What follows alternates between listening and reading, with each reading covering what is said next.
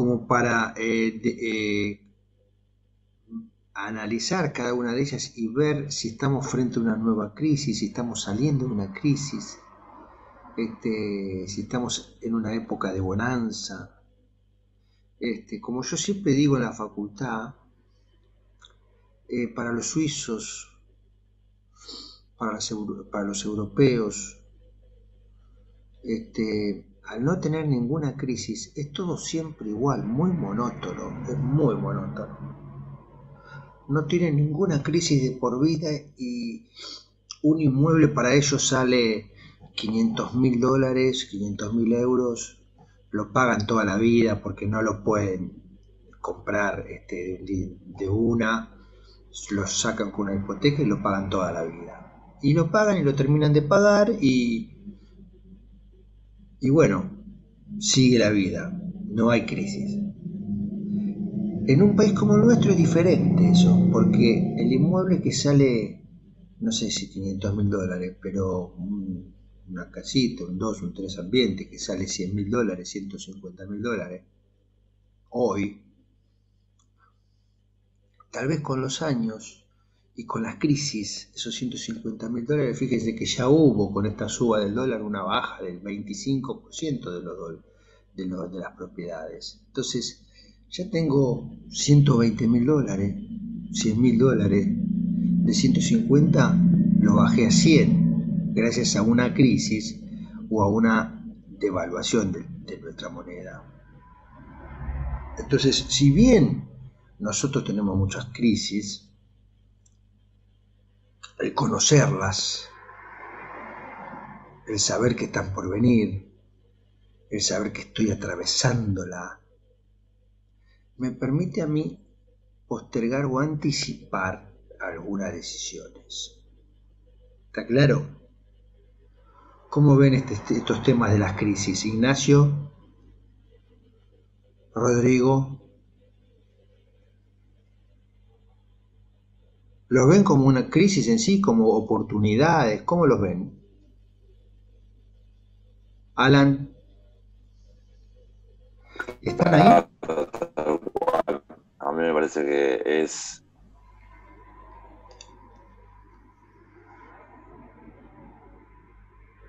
Sí.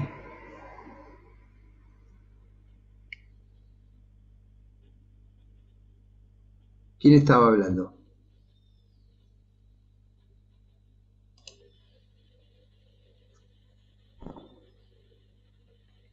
¿Ignacio o Rodrigo?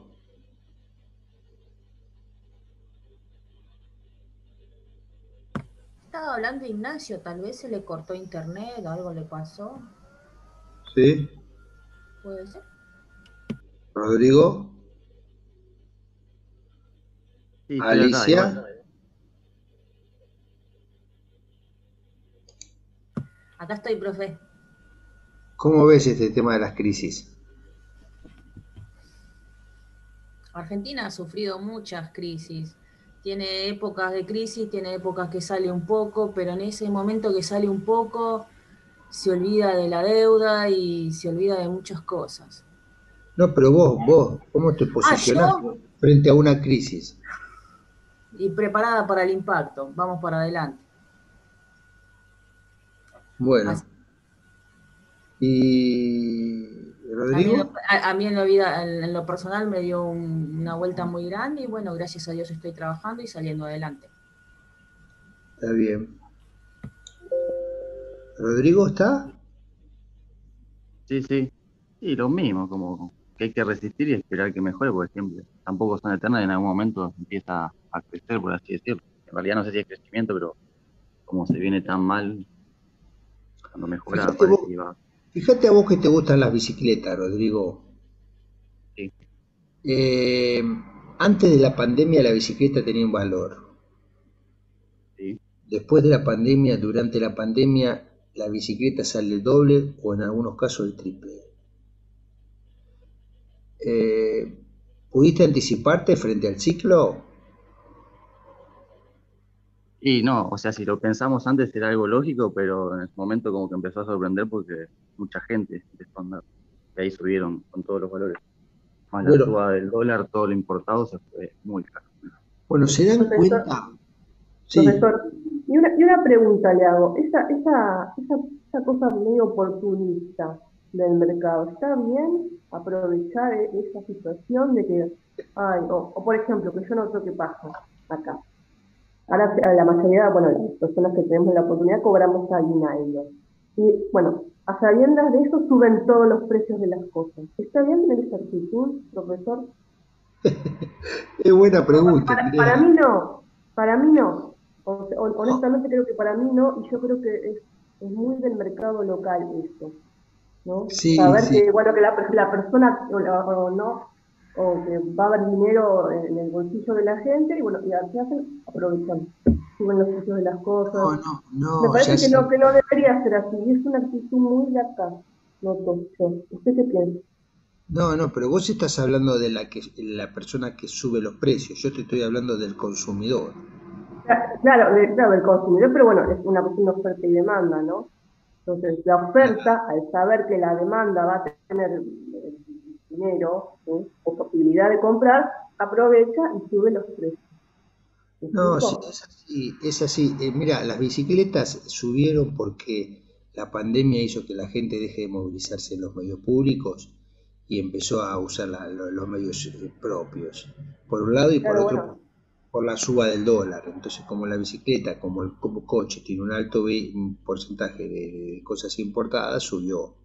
pero siempre Subió. hay una excusa para subir las cosas, profesora, eso voy. Ah, bueno, Siempre hay sí. algo, siempre encuentran algo para subir todo. Entonces estamos montados en una inflación de la cual nunca vamos a salir. O es una No, cuestión, me parece, ya de no, especulación sí. instalada, que bueno, así, después así pasan las cosas también. No, estoy de acuerdo, estoy de acuerdo. Ahora, Andrea, pensá algo, que si vos en el mercado tenés 10 bananas y vos pagás y comprás con bananas, ¿no? Y de repente vos en el mercado pasás a tener 100 bananas, que vos comprás y pagás con bananas. ¿El valor de cada banana va a ser igual?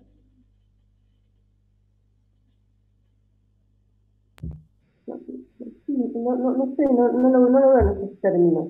Lo veo que hay como instalado un método especulativo que hace que la verdad que no nos termine de salir de las crisis, Pero como dice usted. a lo que yo Eso es te lo que digo, yo siento y lo que no, a yo lo que veo acá en el mercado de acá, en la no, a lo forma que yo de te comerciar de acá. no, está bien, pero lo que yo te digo es que el valor unitario de cada banana pasa a ser menor porque hay mayor cantidad. Claro, sí, si hay mucha oferta y si la oferta sube, sí, más bien que el costo unitario baja, ¿sí? Y a ver, si la demanda sube y no sube la oferta, también aumenta el precio, pero sí, eso es una ley bien Es una económica, ley, pero, es una ley, pero es una ley. Si vos estás por cambiar un coche y lo vas a cambiar el año que viene, cuando salimos toda la pandemia, seguramente va a haber más demanda para cambiar un coche que ahora en el medio de la pandemia, porque es poca gente que se va a animar a cambiar un coche. Entonces el valor de un coche puede salir más económico hoy por hoy que el año que viene. ¿Está claro? No es una cuestión de que suben los costos, es una cuestión de oportunidad. Claro, o sea, si querés cambiar el auto, creo que es el momento ideal, porque le puedes poner el precio a cualquiera o sabés que está en crisis alguien, no sé, un Si vos vas vecino, a sabés que comprar está un en coche crisis cero y kilómetro, hoy vas a comprar un coche cero kilómetro, depende del coche, no te lo entregan porque no lo tienen, porque hay mucha demanda. Hay mucha gente que está sacando los billetes de abajo del colchón y está yendo a comprar los coches. La clase empleadora jamás puede aprovechar las crisis. Sí, Juan Manuel, ¿dónde estás? Estoy Juan, acá, estoy Juan, acá.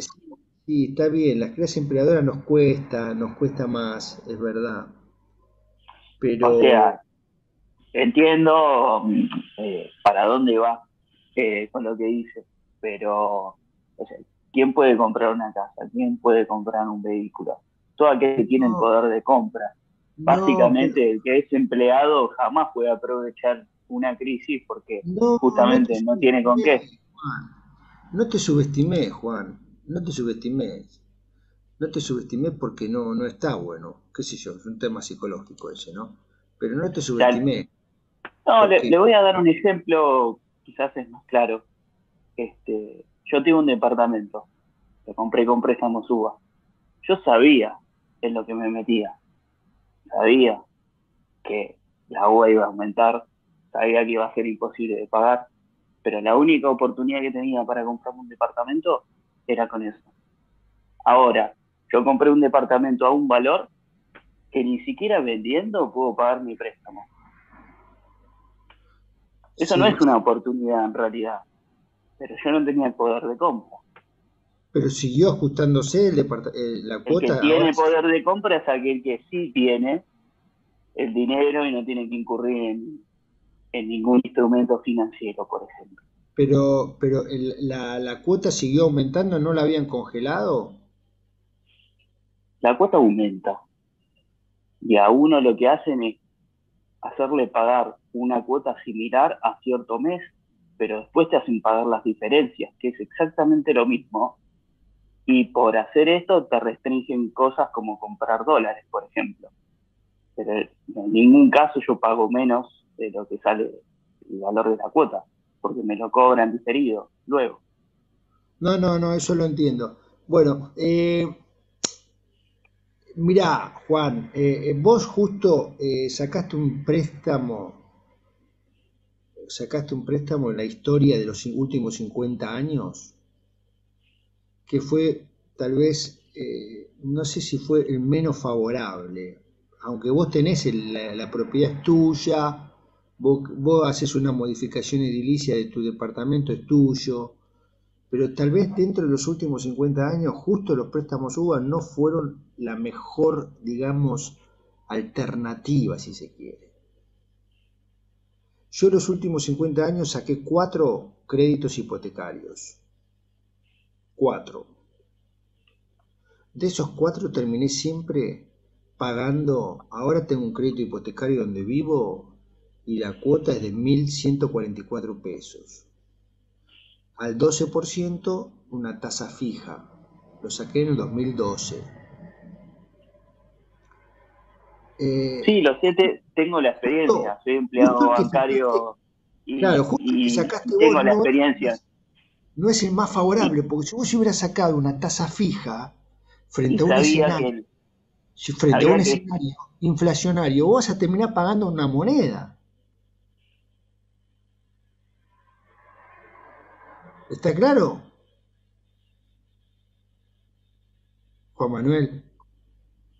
sí, por supuesto, eh, yo sabía con lo que me enfrentaba con la suba. O sea, nadie te decía el escenario cómo iba a ser, pero uno sabía que iba a tener que pagar más. Obviamente no es lo mismo que algo fijo. Bueno, Pero a yo, lo que, igualmente, dejando ese tema personal, a lo que iba es, sí, claramente el que tiene poder de compra, hoy es un negocio comprar una propiedad porque está más baja, pero, pero solo es un sector de la población el que tiene el poder de compra. El resto, el que trabaja en relación de dependencia, no lo tiene. no es, bueno, sí y no. Porque bueno, uno viene de familia tana, tal vez, donde siempre de cada 100 pesitos nos obligábamos a guardar 2 pesitos debajo del colchón. De cada 100 pesitos, 2 pesitos debajo del colchón. Y así toda la vida. Entonces, en una crisis, vos todos esos 2 pesitos que vos fuiste sacando, tal vez lo podés sacar y comprar la bicicleta ahora, antes de que empiece la pandemia. ¿Entendés el ejemplo? Pero bueno, eso es una costumbre que uno tiene de chico, que siempre asignar de una pizza una porción y guardarla. Es una costumbre personal. Pero esa pizza que vos guardaste, cuando vos sacás todas las únicas pizzas, porciones que vos guardaste de todas las pizzas que comiste, valen mucho más que lo que vos dejaste de comer en ese momento. ¿Se entiende? Juan. Sí, sí, profe, sí. Y ahí, al ejemplo de Juan, gracias Juan, viene lo que vamos a charlar hoy, porque Plan Austral, hemos tenido en el 89 periodos de 300% de inflación. ¿Ustedes saben lo que es 300% de inflación? Hoy en día tenemos 50% de inflación y nos quejamos. Imagínense 300% de inflación. 3000% de inflación. Las cosas varían al minuto. Al minuto. Ibas a comprar a la mañana la leche y al otro día o a la tarde cuando ibas a buscar la leche salía el doble. Es una cosa de locos. Hemos tenido periodos que vos, Juan, guardabas el dinero en el banco y cuando lo ibas a buscar no te lo daban. Porque te decían, Juan, no te puedo dar tu plata. Toma un bono, cobralo en el 2031. ¿Qué harías si te dicen eso, Juan? Vos ahorrás para comprar tu casa en vez de sacar el UVA y tenés una crisis, vas a buscar el dinero y te dicen, no, vení dentro de 10 años porque ahora no te lo puedo dar. ¿Qué harías, Juan?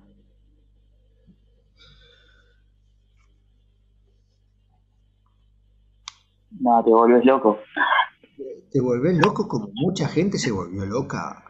Pregúntenle a sus padres, a sus abuelos, a sus tíos. Pregúntenle en el 89, el plan Bonex. Ibas a buscar la plata y te daban el bono al 99, 10 años más tarde. En el 2001, la convertibilidad. Ibas a buscar la plata y te decían, no te la puedo dar, toma este bono, cobralo a los premios. O tenías 50.000 pesos y te decían, bueno, toma, podés sacar desde 250 pesos por mes de los 50.000 pesos que tenés, no te los puedo dar. Ese es del lado del depositante, ¿no? Del lado del prestamista, el que sacó el préstamo. El que sacó el préstamo en el año 2000 o 1999 a una tasa fija, con la caída de la convertibilidad del 2001, terminó sacando, yo creo que terminó pagando monedas.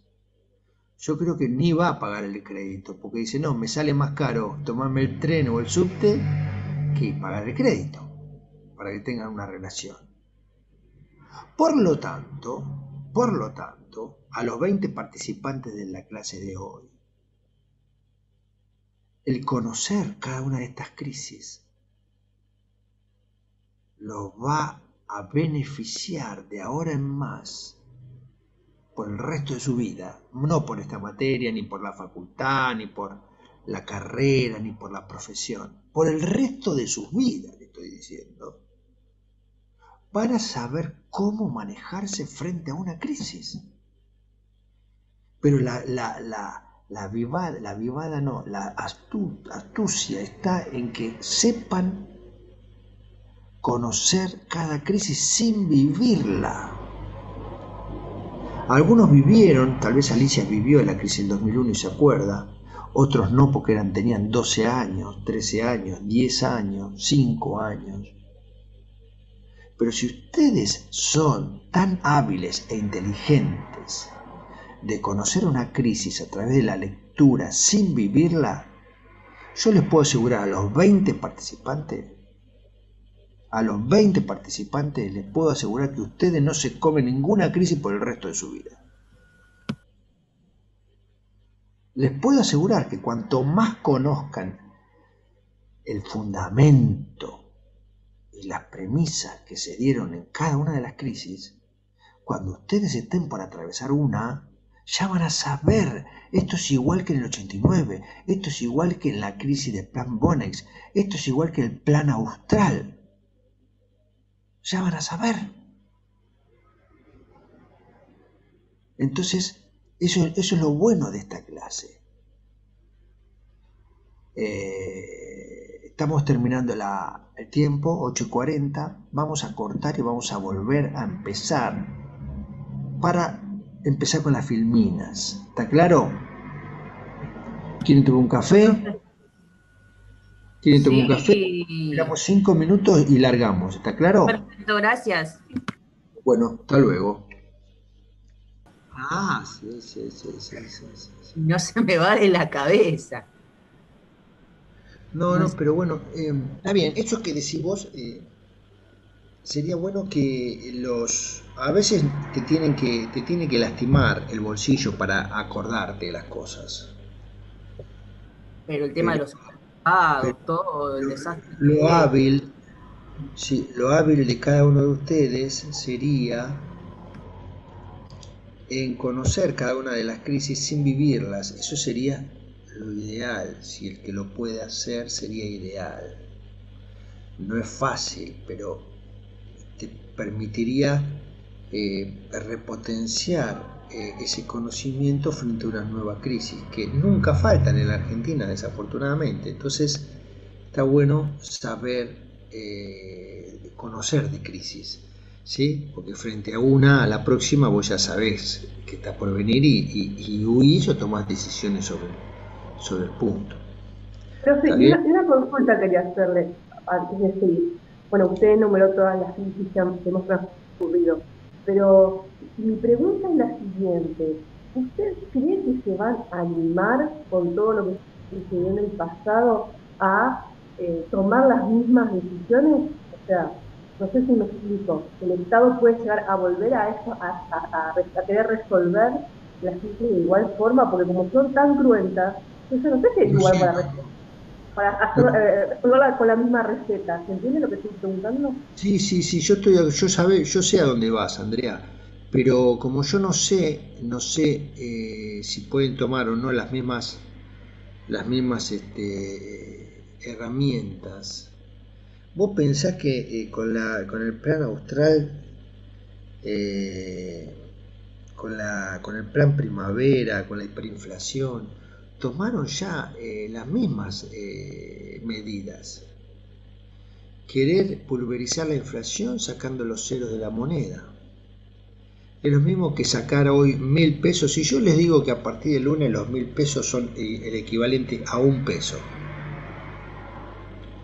y creo la moneda de un peso es igual a 1.000 pesos de hoy, y un peso es igual a $1. Eh, y empezamos otra vez así. Es como que es un cambio muy significativo. $1.000, 1.000 pesos, un peso. ¿Qué sucede? ¿Qué nos sucede con estas crisis?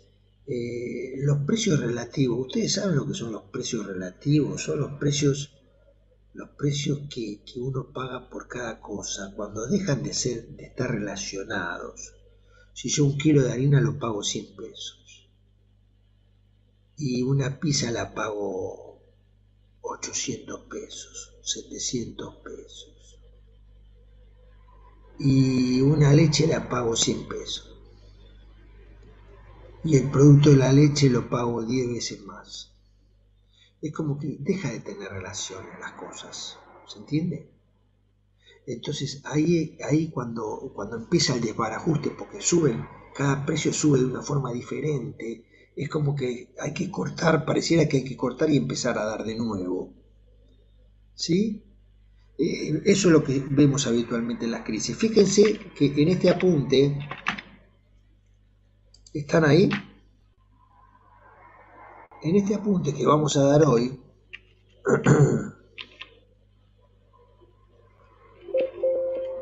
fíjense que yo les voy a empezar por el final. Fíjense el final.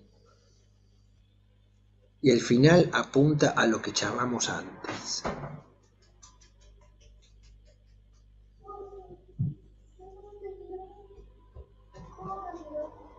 Llévalo para allá y cerrar la puertita.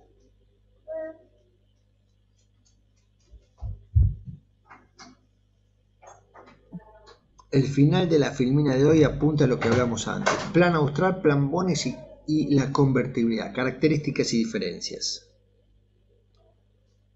Sustitución de importaciones. Inflación alta en periodo de bonanza y baja en periodo de recesión. La convertibilidad tuvo éxito bajo qué aspectos. ¿Tuvo éxito bajo qué aspectos no tuvo éxito? Privatizaciones. A partir del 90, con Carlitos Menem y Domingo Cavallo, se vendió todo. Porque veníamos de muchas deudas, se vendió todo rápido, se pagó deuda externa. Al tiempo nos volvimos a endeudar. Entonces todo lo que vendimos, no sé si fue tan bueno lo que vendimos, porque volvimos a endeudarnos, entonces hacemos de cuenta que no vendimos nada. Privatizaciones, ¿fueron adecuadas? ¿Lograron su fundamento tanto en una primera etapa como al final?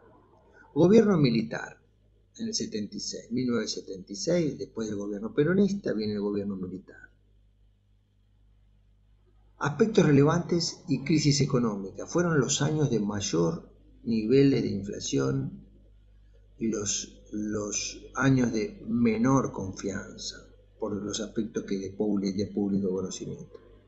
Y después tenemos la crisis 2001 y 2002, que bueno, en la filmina no la van a ver porque no llegué a resumirla, está en el apunte, pero bueno, los voy a invitar a leerla, porque es muy parecida al plan Monex, porque los depósitos que teníamos no te los devolvían, pero hay un tema ahí social muy importante en 2001-2002 que trajo muchos trastornos. Así que los aspectos de interés son estos, ¿no? Sobre donde van a rondar mis preguntas son sobre estos temas. Pero ¿para qué van a rondar sobre estos temas? Para que sepan ustedes y conozcan sobre aspectos comunes y diferentes de estos temas, ¿no? Por ejemplo, de la ley de convertibilidad, etc.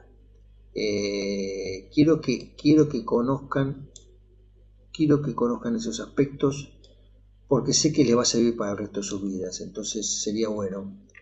Así que vamos a empezar.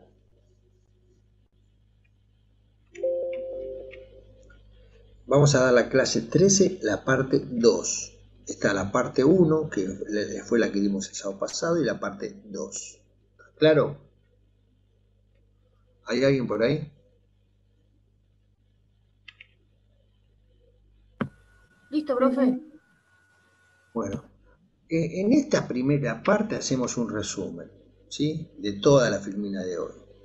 Tenemos los 30 gloriosos años, la primera parte, el gobierno de Perón y Isabelita, la segunda parte, el periodo militar, la tercera parte, el periodo radical, la cuarta parte, y el peronismo de Menem, la quinta parte. ¿Está claro? 30 gloriosos años. 30 gloriosos años. Teníamos un partido radical, el presidente Arturo Illia, a partir del año 63, asume en un contexto de gran recesión, mucho desempleo, pérdida de salario de los empleados públicos. Flujos de capitales, reversión hacia el exterior. ¿Qué hizo este buen hombre? Propuso reactivar la reactivación económica dejando fluctuar los precios libres. La Argentina sufría de hacía 15 años lo que se denominaba el stop and go, de ciclos de marchas y de contramarchas. El aislamiento internacional forzado a partir de la Gran Depresión y continuando con la Segunda Guerra Mundial no le dio independencia económica. Fíjense que veníamos, ¿dónde está? Déjenme ver algo, acá, 30 gloriosos años, fíjense, y acá yo pongo abajo, debate, ¿puede venir algo parecido post-COVID? Los 30 gloriosos años, escuchen bien lo que les voy a decir en esta mañana fría de otoño de invierno. Los 30 gloriosos años se sucedieron a partir del año 45 hasta el año 73. Y fíjense una cosa, que esos 30 gloriosos años vinieron después de las guerras, después de la crisis del 30. vinieron 30 años de auge generalizado. Después se fue politizando, empezaron los nubarrones, empezaron las inflaciones, etcétera. Pero básicamente hubo 30 gloriosos años en el mundo después de las crisis. Por eso los invito a pensar si probablemente, Dios quiera, estaríamos frente a futuros 30 gloriosos años después del COVID, comparando la magnitud del COVID y de las guerras, frente a los muertos, frente a la debacle económica. ¿Está bien? 30 gloriosos años. Profe. Sí. Tiene fe, no tiene esperanza. ¿Eh? Tiene fe, tiene esperanza, profe, que vamos a estar mejor. No sé, digo yo trato de asimilar los periodos. Pensemos, ya tenemos que tener la cabeza de ser posible, si cada uno puede, en la salida de esta pandemia. ¿Cómo nos va a enfrentar?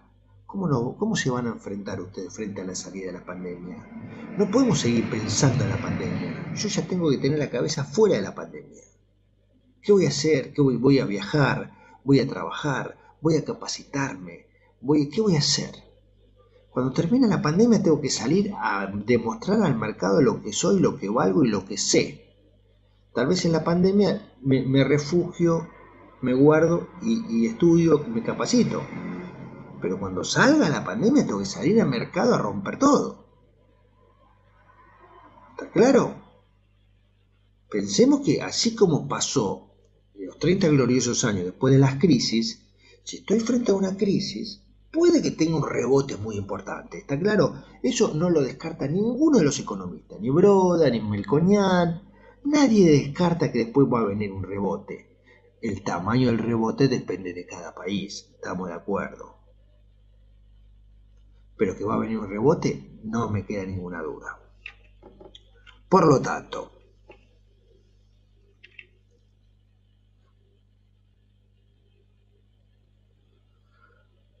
este ciclo de Stop and Go dice que frente a la carencia de divisas forzaban devaluaciones.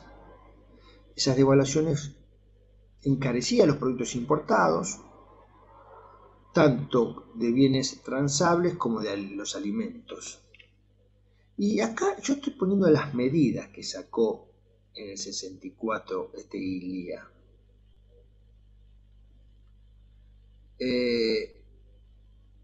Se incrementa fuertemente el gasto público y la base monetaria.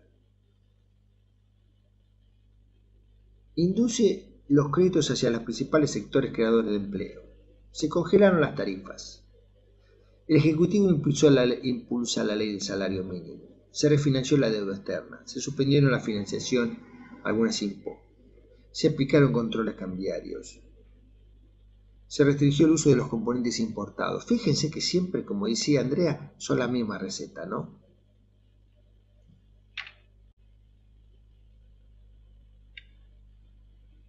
A ver si se entiende. Yo estoy en un gobierno de ILIA en el año 63, en un contexto ascendente del 45 al 73, está claro. Si no, no se entiende nada esto. Estoy en un contexto ascendente, pero en ese contexto ascendente yo estoy en un gobierno con algunos problemas que son los que exponen acá. ¿Cuáles fueron las características de estos 30 años? Desde el punto de vista global, ahora y no desde el punto de vista nacional. Se amplía el comercio internacional, movilidad de bienes, capitales y personas, estabilidad en los tipos de cambio, cooperación internacional, creación de las instituciones creaciones de las instituciones de Bretton Woods, fijación de un patrón oro a partir de las tendencias de oro de Estados Unidos y las nuevas tecnologías.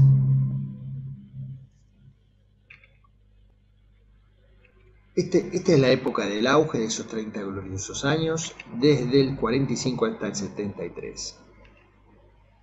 En la década del 70, 1945 hasta el 73. A partir del 70 es la época donde empiezan los problemas y los quilombos globales. ¿Y por qué? Porque empiezan a subir el petróleo. El petróleo sube 2 veces y media. Y al subir el petróleo desató inflación en todos los derivados del petróleo, que ya saben todos cuáles son los derivados del petróleo. Esa suba del petróleo despertó inflación en muchos países del mundo. Se caída de Bretton Woods, de muchos de los principios de Bretton Woods, entre ellos el patrón oro. Y acá vamos a evaluar la inflación. Necesito si me siguen o si voy para atrás o voy para adelante. No, bien, profesor. ¿Todo bien, profe?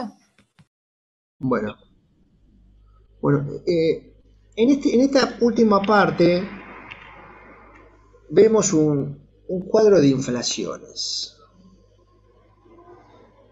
que busca cerrar una de las preguntas que les hice al finalizar las filminas. ¿La inflación es propia de periodos ascendentes o periodos descendentes? Siempre es así, de vez en cuando, o depende del país. Fíjense que entre 1900 y 1930 la inflación fue baja. Fíjense que en el periodo de guerras 1930 y 1940 la inflación se mantuvo baja. Ahora, para que se ubiquen en el tiempo, es como si tuviéramos una pandemia. Acá hubo una pandemia que fue una guerra mundial en el año 1935 al 38, y en el año 43 al 45 hubo otra guerra mundial, la Segunda Guerra Mundial. Se termina la guerra a partir de 40 y pico, 45, 46. Fíjese que el periodo de crisis, la inflación se mantuvo relativamente baja. Cuando sale el periodo de crisis, deja de haber crisis porque se fue la guerra mundial, se fue la crisis del 30, se fue la Segunda Guerra Mundial. El periodo de esos 30 gloriosos años empiezan a haber inflación. Entonces fíjense que de acuerdo a las estadísticas de estos años podemos concluir que en aquellos periodos de depresión la inflación no se daba con la misma fuerza como si se daba en aquellos periodos de expansión o de progreso económico, comprendidos entre el 49 y 63, como así también entre el 63 y 73. ¿Está claro o hay preguntas? Es justamente lo que le planteé al principio. La cultura argentina es especulativa. El comerciante huele un poquito de dinero en el bolsillo del consumidor y sube los precios. Sí, es como que está abonando mi teoría. Es verdad, la teoría es verdad, pero los fundamentos de la teoría no son del todo verdad, porque ¿No cree que el comerciante en general es especulador en este país? ¿No lo cree usted? ¿No cree que esa cosa de subo los precios por las dudas? Por las dudas. No, Andrea, no. ¿No lo cree? Bueno, no, te invito, Andrea, a subir al árbol para ver las cosas desde una óptica más alta, más amplia. Profe, esos promedios de inflación son de Argentina, son mundiales. ¿Cómo? Los promedios de inflación por cada etapa que tienen en el cuadro. No, son mundiales. ¿Son propios de Argentina? No, muy buena pregunta, Juan. Son globales.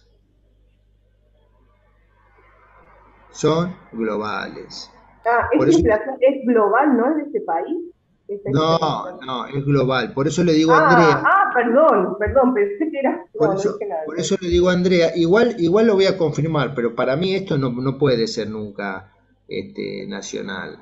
Porque ahí, ¿dónde está? El apunte habla de. El apunte, no sé si lo tengo acá. pero habla de inflaciones en Brasil, en Uruguay, en Argentina, no son de acá, a ver, déjamelo corroborar, pero no. Profe, otra pregunta. Cuando usted compara un periodo de guerra con la pandemia, por ejemplo, e indica que durante un periodo de guerra la inflación está planchada, por decirlo de alguna forma. Sí, Si nosotros trasladamos esos promedios, por lo menos a la Argentina, eso no pasaría acá. La pandemia se planchó la inflación. sí, es una buena... ¿Quién habla? Juan Manuel. Déjame primero responderte, Juan Manuel. En la página 6 van a ver que habla de inflación y promedio anual de los periodos. Es más un aspecto global, no es un aspecto nacional, ¿sí? No es un aspecto nacional. En primer lugar. Segundo lugar, les quiero comentar que por momentos el apunte, cuidado, porque el apunte parece que hay demasiadas cosas, medio como una ensalada. La idea fue exponer o vertir en un apunte tantas cosas por periodo que por Es momentos bastante parece una confundente. ensalada. Por momentos parece una ensalada, así que tal vez necesiten ayuda del Google para investigar alguna que otra cosa para ubicarse en el temporalmente donde estamos parados. Sí, Andrea. No, decía que es bastante confundente. Que esta etapa de los apuntes vienen bastante medio complicados. Eso creo. Medio complicado. Sí, lo que estuve leyendo es como muy extenso. Hay que apoyarse mucho en las clases de ustedes en sus disciplinas. Sí, a mí me cuesta, mirá que yo este apunte lo vengo dando desde marzo del año pasado, o sea, 2 cuatrimestres del año pasado y 3 cuatrimestres vengo dando este apunte, y lo vuelvo a leer y me cuesta interpretarlo, porque, ojo, no es fácil, porque es medio una No, ensalada, porque pusieron muchas cosas, y esas tantas cosas no nos permiten tal vez ubicarnos muy claramente en cada periodo. Pero con las filminas espero que les ayude a ubicarse. Acá tienen esta primera etapa que para mí es importantísima, porque si nos ubicamos, tengo una primera etapa, etapa de auge. Después viene la etapa de Perón y Isabelita, que es una etapa de 2 años porque Perón se muere, sigue Isabelita, pero Isabelita tiene numerosos problemas económicos y después de cambiar a 2 ministros de Economía, terminan derribándola y viene el periodo militar. El periodo militar del 76 al 82, donde hubo varios temas políticos importantes y económicos. Después viene el radicalismo, la cuarta parte, periodo democrático por excelencia. Y la última parte viene el periodo de Menem. Después de esta quinta parte, la sexta parte es la crisis 2001-2002, que se las dejo para que ustedes la lean. Pero el esqueleto que tienen para ustedes para guiarse en este apunte, el esqueleto es esta primera etapa que dice breve resumen, ¿sí? Estas 5 partes es el esqueleto. Después se van encasillando en cada una de esas 5 partes a partir de la lectura. ¿Está claro? sí. Bueno, yo les hablaba de inflación. Juan Manuel me hizo un comentario que no es menor. Es un comentario de una persona avanzada. Gracias, Juan Manuel. ¿Me puede volver a hacer la pregunta? ¿Cuál? ¿La de la etapa, profe? Sí. Si usted hizo la comparación en que en un periodo de guerra la inflación estaba planchada y lo comparó con la pandemia, pero yo le indicaba, por ejemplo, la inflación en Argentina durante la pandemia no ha estado planchada, sino que progresivamente aumenta. Sí. Fíjense una cosa. Juan Manuel hizo un análisis que está buenísimo.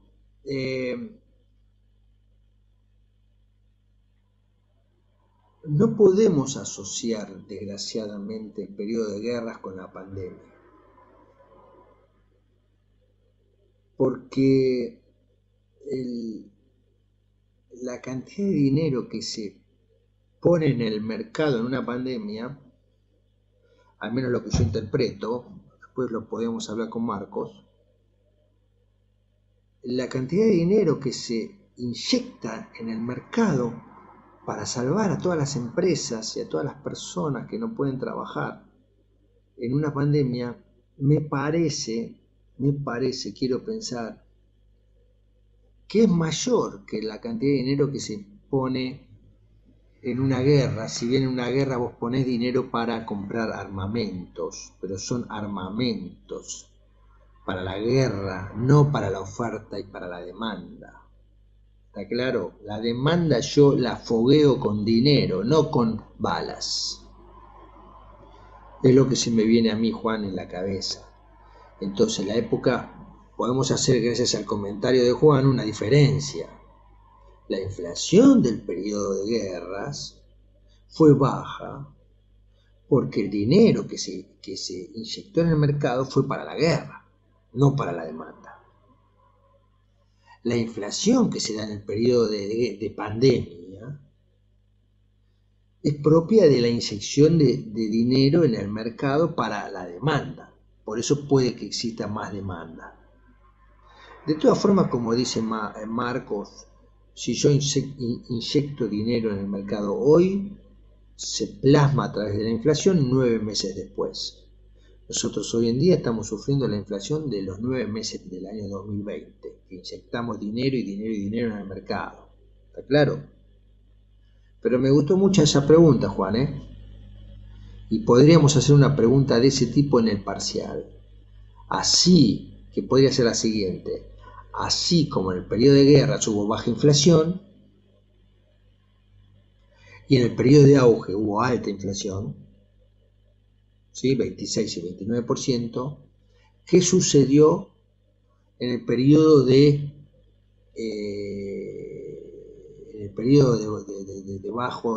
baja demanda de la pandemia?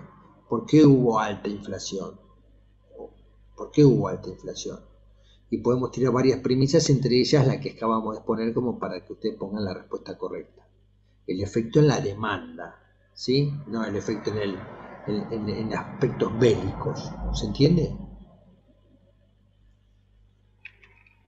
Profe, si me permite, le hago una consulta más. Si ¿Sí? ese índice es global, los países que no entraron en guerra, como Argentina, también se daba que tenía una inflación planchada. ¿Y a qué se debía? ¿Se debía a que tenía sus fronteras cerradas o cuál era el No, motivo, por ejemplo? no, estos índices son globales, pero Argentina tenía altos niveles de inflación. ¿Por Ah, qué? ok. El efecto del petróleo, vos te sube el petróleo, todos consumimos, todos viajamos en coche, o todos viajamos en el colectivo, o todos necesitamos del petróleo para transportarnos. Entonces, Juan, los commodities que tienen valor mundial tienen un efecto global. Por ejemplo, la soja. La soja subió. En los últimos tiempos subió mucho. Ahora bajó, pero subió mucho. Todos los derivados de la soja van a subir. Todo el que consuma soja en el mundo va a subir. Eso me dispara los precios desde el punto de vista global, no nacional. ¿Está claro?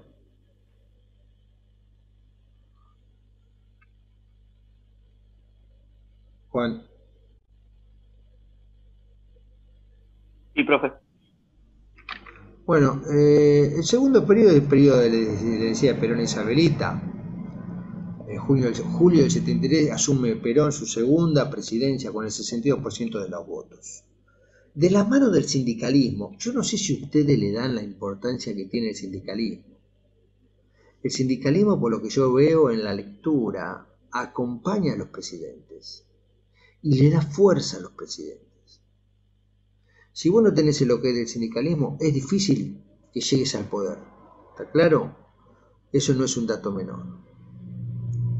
La segunda presidencia de Perón fue esta. La primera fue en los 40. Ahora, al año de asumir, Perón fallecía y asumía la vicepresidenta Isabelita. Hasta el 75, en que aparecieron conflictos internos, renuncia al ministro de Economía, se asomaron las Fuerzas Armadas, produciéndose un sangriento golpe militar a partir del 73. Etapa final del peronismo. Fueron 2 años, 3 años de peronismo en su segunda etapa.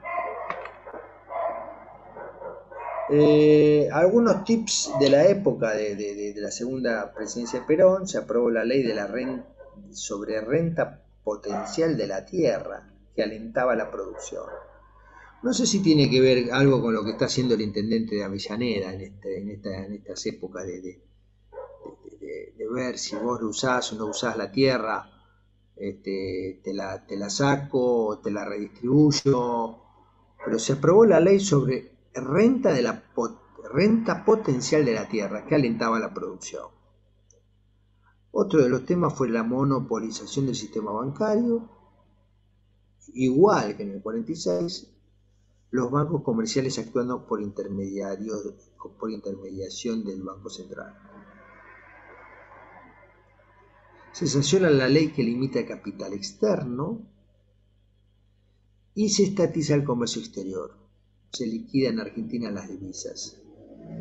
El comercio exterior, las exportaciones y las importaciones, yo la puedo liquidar en Argentina o fuera del país. Como decía el gobierno de Macri, no tenía por qué liquidar el producto del comercio exterior en la Argentina, podías liquidarlo en el exterior. Otros gobiernos hacen lo contrario: el producto del comercio exterior tiene que liquidarse y ingresar las divisas acá en la Argentina. Les decía el golpe militar.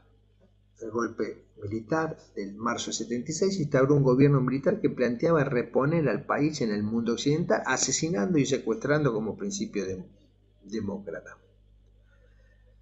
Esas políticas fueron repudiadas por el mundo entero.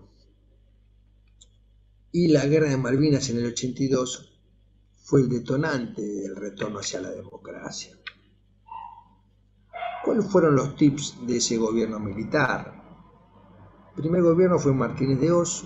Hubo esta inflación, recesión con inflación.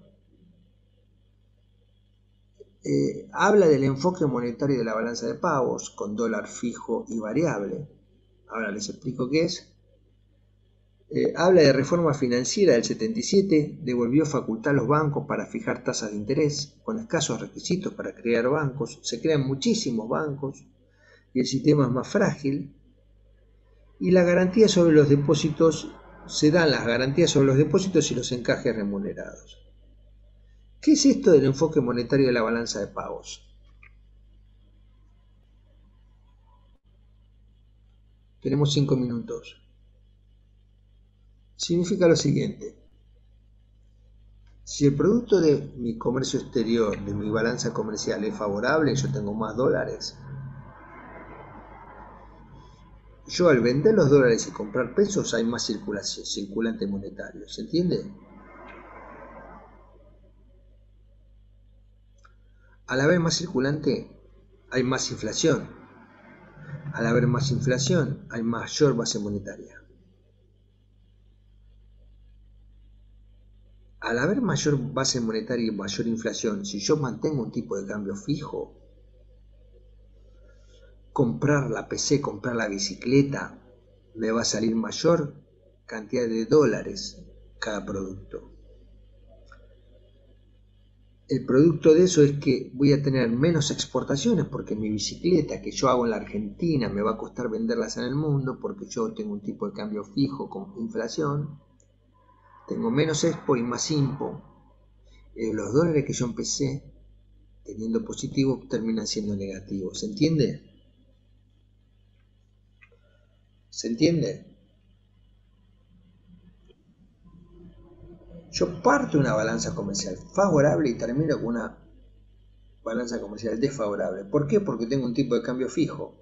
Si tuviera un tipo de cambio variable, en la segunda ecuación esta, parto de dólares, lo mismo, vendo los dólares y compro pesos. Vendo los dólares acá en la Argentina. por pesos. Eso me dispara el circulante monetario. Al disparar el circulante monetario tengo más inflación, más base monetaria. El tener mayor base monetaria con más inflación, con un tipo de cambio variable, igual a los dólares, igual los dólares cuesta cada producto sigue saliendo la misma cantidad de dólares porque tengo un tipo de cambio variable, ¿está claro? A través de la devaluación. Y eso hace que yo mantenga las expo favorables y las impo en la misma proporción anterior y sigo manteniendo los dólares de la balanza comercial. Se mantiene la ecuación. ¿Se entiende? La diferencia entre entre enfoques monetarios de la balanza de pagos con un dólar fijo y enfoque monetario de la balanza de pagos con un dólar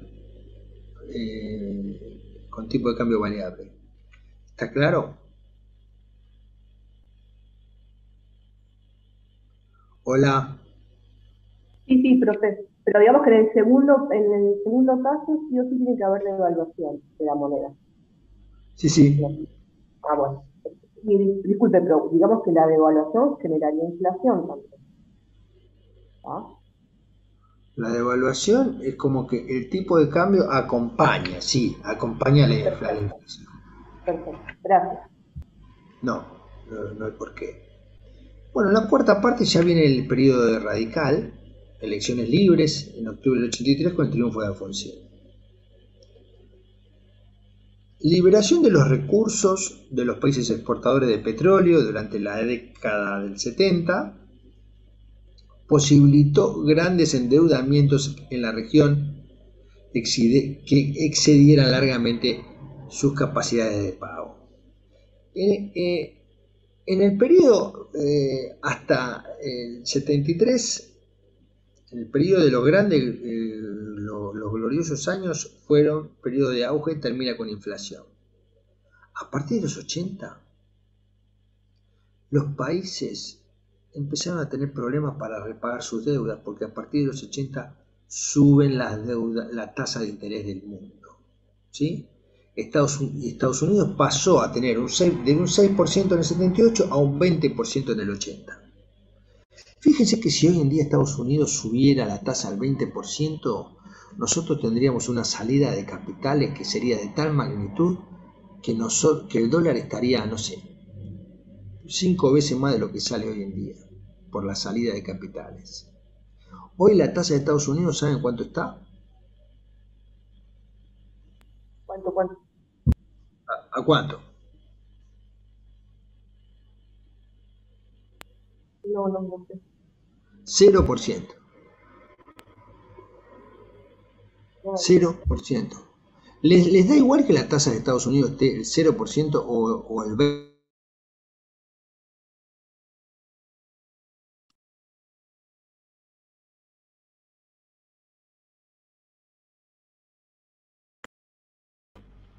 Bueno, podemos continuar.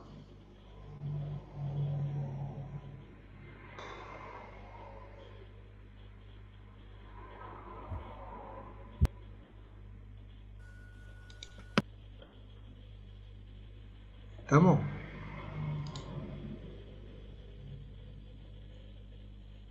Hola. ¿Fausto? Sí. ¿Fausto estás? Sí, profe. Fausto, ¿Y me ¿qué te escucha? parece? Sí, te escucho bárbaro, Fausto. Ahí está. ¿Qué te parece, Fausto? La tasa a partir de los 80 de Estados Unidos subió al 20%. Y todos los países endeudados tuvieron problemas para pagar las Sí. deudas que ya venían. Hoy en día la tasa en el mundo de Estados Unidos es del 0%. ¿Qué te parece a vos que una tasa del 0%, qué efecto nos trae a nosotros?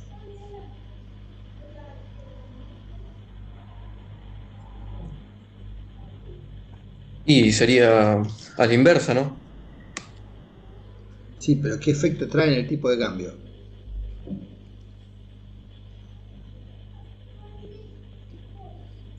¿Alguien lo puede ayudar a Fausto? como nosotros sí tenemos inflación, se devalúa el peso, ¿no, profe? ¿Cómo? Que se devalúa el peso argentino. Sí, pero ¿por qué se devalúa el peso? Porque si Estados Unidos sube la tasa al 20%, es una aspiradora. Es una aspiradora que succiona todos los dólares del mundo y se los lleva. Y al haber menor cantidad de bananas, ¿qué pasa con el precio de cada banana? Sube. Y los dólares son iguales que las bananas. Cuando se van todos los dólares porque hay algún factor exógeno que se los llevan, el dólar respecto al peso va a subir significativamente. ¿Está claro? ¿Se entiende? Fausto. Sí, profe. Bueno, estaba compartiendo yo.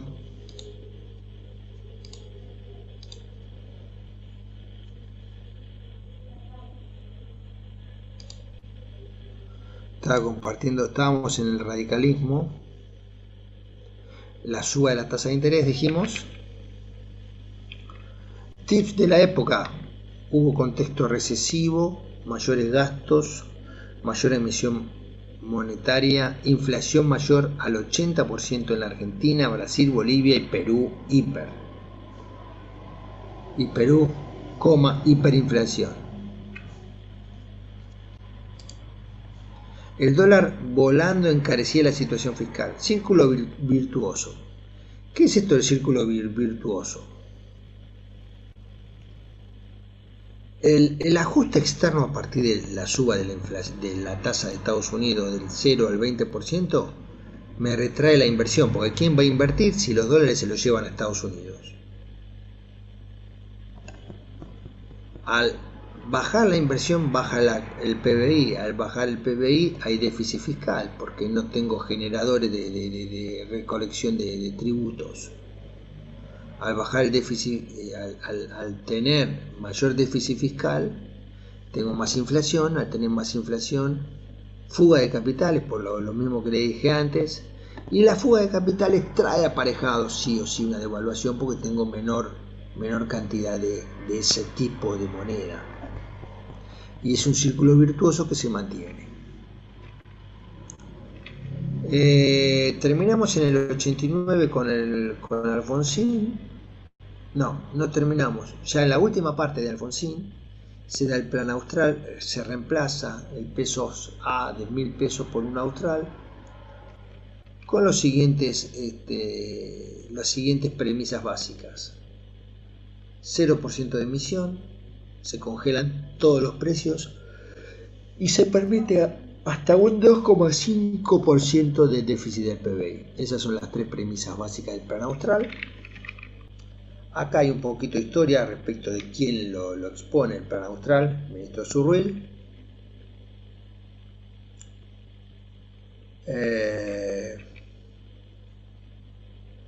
Incluyó, lo que decíamos recién, el nuevo signo monetario. Mediante dicho plan se logró reducir la inflación e incrementar los salarios reales, pero estos resultados no perduraron debido a que no se corrigieron los desequilibrios fiscal y externo. O sea, en una primera medida baja la inflación de la misma forma que la bajó Cavallo en el 2001 y 2002 con el plan de convertibilidad. En una primera etapa baja la inflación, pero después los mismos problemas de desequilibrios tanto fiscal como externo hace que vuelva la inflación. Bien, se va Alfonsín, viene Menem. Menem gana las elecciones democráticamente. La hiperinflación demostraba que eran necesarias modificaciones profundas. Menem había acumulado gran poder político en la interna de justicialista en el 88 y con la elección general del 89. ¿Cuáles fueron los tips de la época de Menem? Se acentuaba la internacionalización de la economía de la mano de la caída del muro de Berlín. Apertura. La onda era apertura, revolución de los transportes y comunicaciones, cambios en los mercados internacionales de capitales relacionados con los avances tecnológicos. La impronta comercial aceleró la constitución de bloques regionales, se conforman el Mercosur, NAFTA, todos los bloques regionales, y el GATT, el Acuerdo General de Aranceles, que se instituyó a través de Estados Unidos y de un grupo de países que querían comercializar con aranceles más bajos, se reemplazó por la Organización Mundial de Comercio. ¿Cuáles eran los pilares del gobierno? Fíjense lo que dice, ojo, ¿cuáles eran los pilares del gobierno de Menem? Y le di forma porque realmente le di un swing, porque la verdad que hizo cambios muy significativos. Primero, que era la racionalización de los empleos públicos.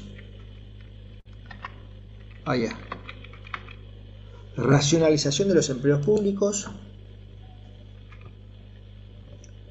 y el compre nacional. Y el segundo pilar de Menem fue la reforma del Estado y las privatizaciones. Se vendía porque veníamos de un gobierno con mucha deuda anterior,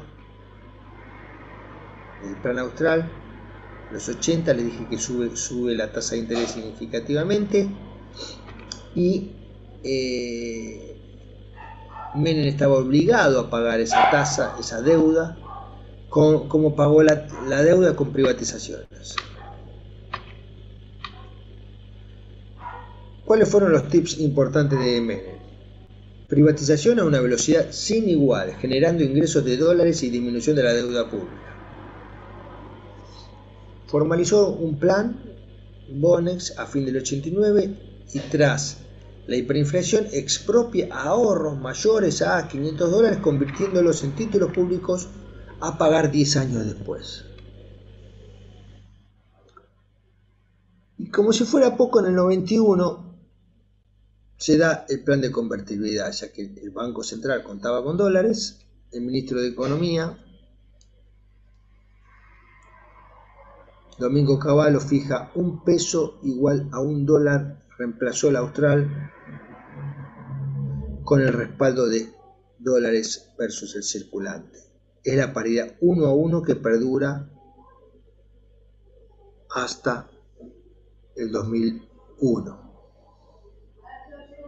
1991-2001, casi 10 años que tuvimos el plan de convertibilidad.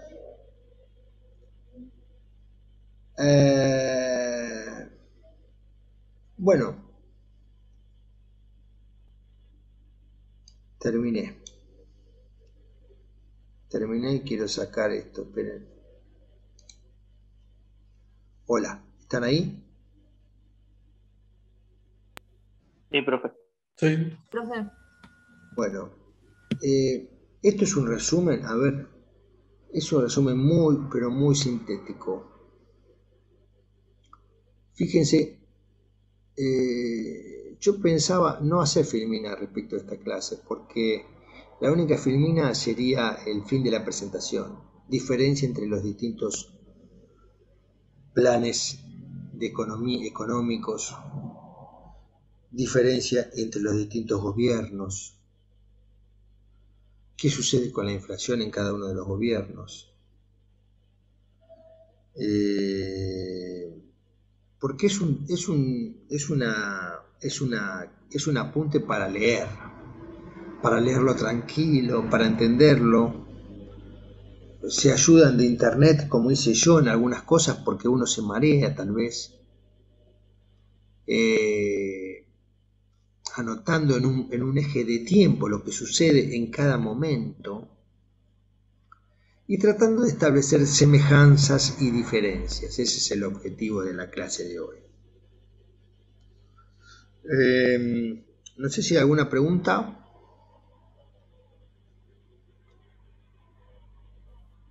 No.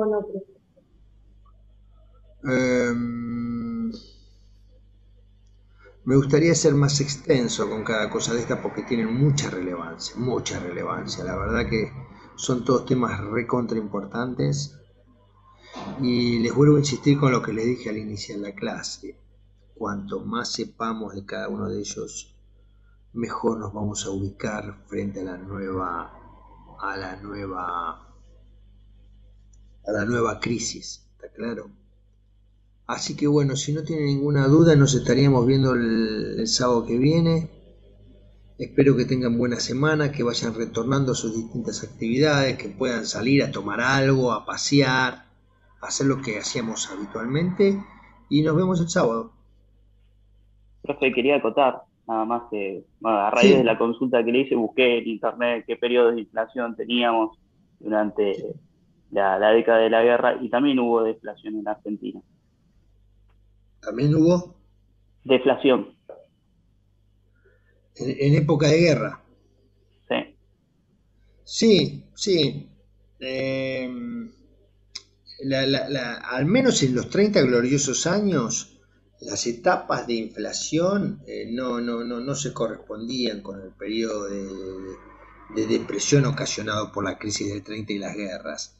Y es natural, porque en una crisis del 30, ¿quién va a demandar? Si todos se quedaron sin trabajo, las empresas empezaron a perder todo, bajaron abruptamente el PBI, el comercio. Entonces, ¿quién va a consumir? Es lógico que si estoy en una gran crisis como la del 30 no tenga consumo. Claro. Distinto es en una pandemia, ¿no? Porque en una pandemia yo necesito inyectar dinero en el mercado porque la gente no tiene trabajo y las empresas no pueden vender nada. No hay ni oferta ni demanda. Entonces Está clara la diferencia, sí.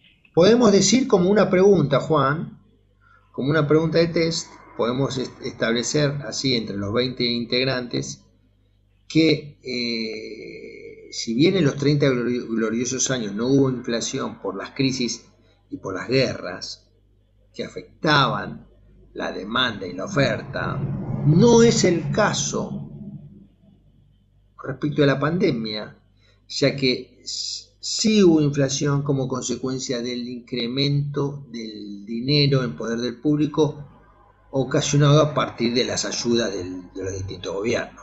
¿Está claro? Sí. Después me lo voy a anotar porque me lo voy a olvidar, pero es así. El periodo entre guerras no hubo inflación. Cuando salimos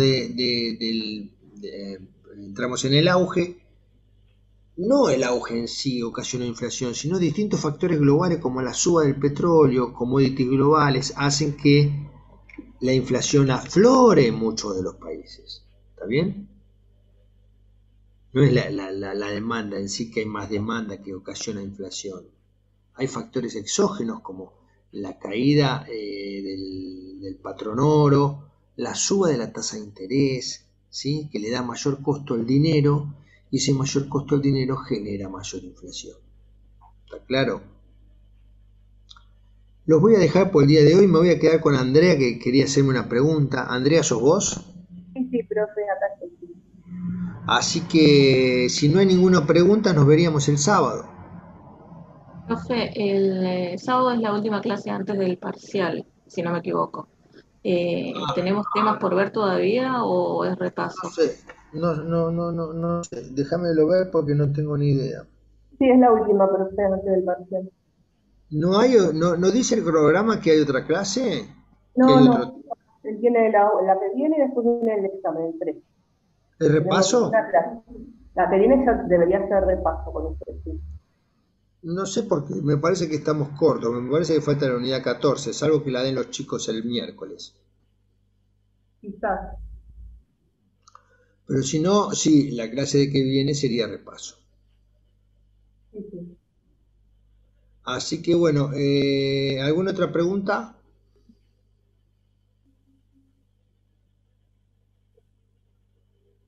No. Bueno, los dejo y nos vemos el sábado, me Ay, quedo con perdón, Andrea. ¿cómo la clase que viene el sábado, el próximo sábado es repaso con usted? Me perdí. No, yo no lo vi el cronograma, hay que ver el cronograma. Si dice repaso, va a ser repaso. Estoy con el cronograma en la mano, dice que el 26 es la clase 14 y el 30, el miércoles, es repaso. El 26, pará. O sea, el 23, el miércoles que viene, es la clase 12. Seguro debe ser con el licenciado. Con usted, Sí. el 26, no me sale el número, es la clase 14. Y bueno, entonces no es repaso, es tema de 14, la clase 14. Ahí está.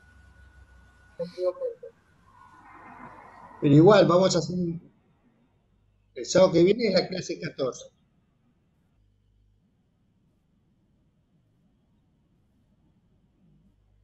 Cuando es el parcial el 3, está bien. Bueno, haremos en la clase 14 y algún repaso. Sí, profe, porque está bastante complicado. ¿Cómo? Están bravos. Sí, por favor, pues están bravos los apuntes, están potentes. El apunte es bravo en Los en general, los apuntes sociales están un poco potentes. Está bien, está bien. Bueno, cualquier cosa nos preguntan, cualquier duda, ¿sí?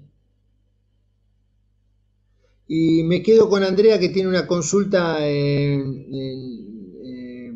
así que el resto, si no tiene ninguna otra pregunta, nos vemos el sábado. Hasta el sábado, profe, gracias. Dale, nos vemos, buen fin de. Gracias. Chau. Martínez.